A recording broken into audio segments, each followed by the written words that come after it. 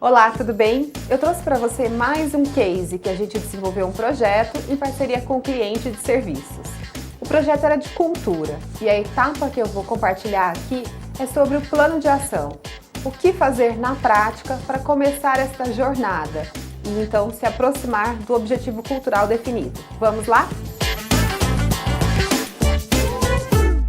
O projeto de cultura que a gente desenvolveu com este cliente foi um projeto mais longo. Ele durou um pouco mais de um ano, porque cultura, que era o tema do projeto, é uma jornada. Não é um processo que você começa e tomba o modelo novo e no dia seguinte está tudo resolvido.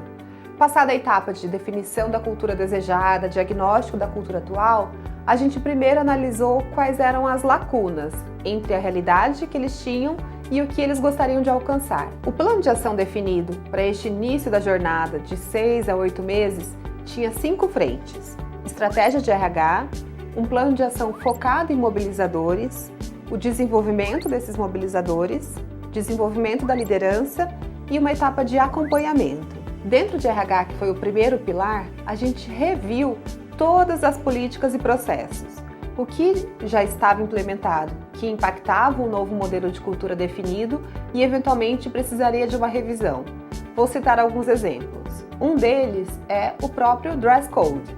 Se a empresa vinha de um modelo mais formal e queria uma cultura que estimulasse mais a colaboração, a criatividade e a troca entre áreas, aquele modelo mais sisudo de se vestir já não combinaria com o que se esperava de comportamentos. Outra coisa que a gente reviu foi o modelo de avaliação de desempenho e mesmo o perfil de competências. As competências que eram requeridas anteriormente numa cultura um pouco mais estabelecida não eram as mesmas que iriam reforçar os comportamentos esperados na nova cultura.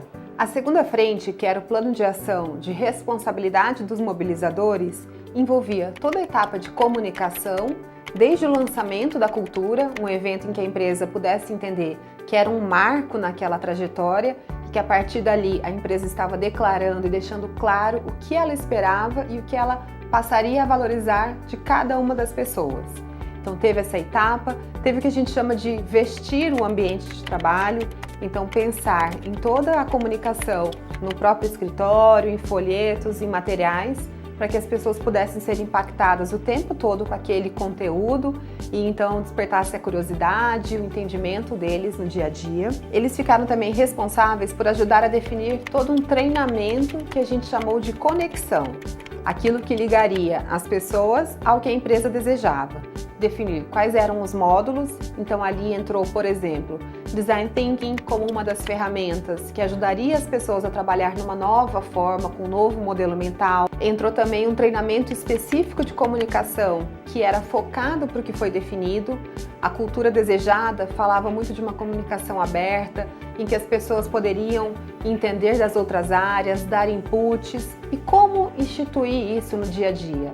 Se a gente vem numa empresa de uma cultura em que é cada um mais fechado na sua área, que não envolve muitas outras áreas, como que a gente pode estimular e dar ferramentas para que essa nova comunicação seja estabelecida? No próximo pilar, que era o desenvolvimento de mobilizadores, a gente criou uma série de treinamentos e ferramentas para que aquelas pessoas que passaram a ser embaixadores da nova cultura pudessem ter um desenvolvimento acelerado em relação aos novos comportamentos. Isso porque o fato de você escolher pessoas que vão representar e ser embaixadores dessa cultura dentro das áreas não significa que elas já saibam todos os comportamentos novos esperados. Então a gente fez, por exemplo, uma autoavaliação focada nos novos comportamentos e pilares culturais, um feedback, uma conversa individual com cada mobilizador para que eles entendessem onde eles estavam, qual poderia ser um plano de desenvolvimento individual bastante focado nessa nova cultura.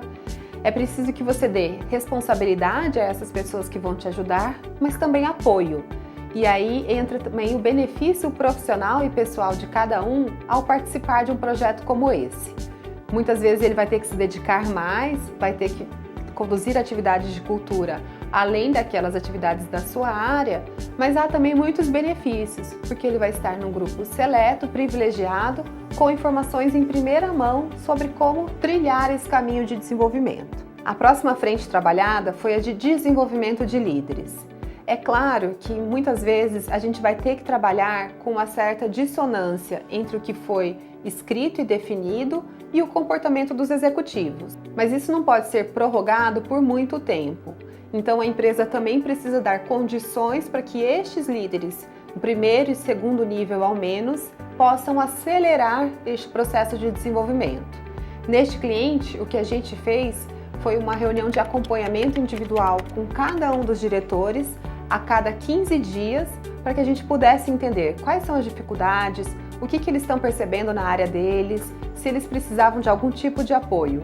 Então era uma conversa de acompanhamento, mas também um processo, muitas vezes para desenvolvimento de competências, um processo de coaching executivo, e que faz muita diferença para que individualmente eles possam dar esse passo em direção ao objetivo e para que também o RH e a presidência consigam ter a tranquilidade de que o grupo todo está se movendo em relação ao objetivo definido. E a última frente foi a de acompanhamento, tanto em relação a indicadores.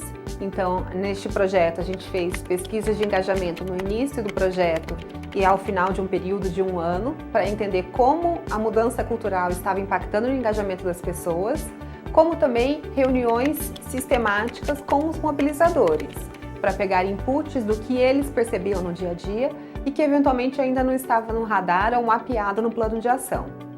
Um projeto de cultura ele demanda bastante esforço e dedicação. Não se transforma o comportamento de dezenas, centenas ou milhares de pessoas da noite para o dia. Mas com um plano de ação bem focado e com a empresa estando engajada e dedicando tempo para que isso de fato venha para o dia a dia, é possível fazer essa mudança.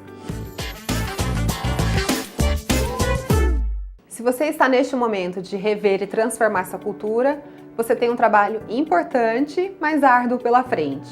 Assista ao nosso vídeo em que a gente define o que é cultura organizacional e também ao vídeo em que a gente fala como ela pode ajudar o líder no dia a dia.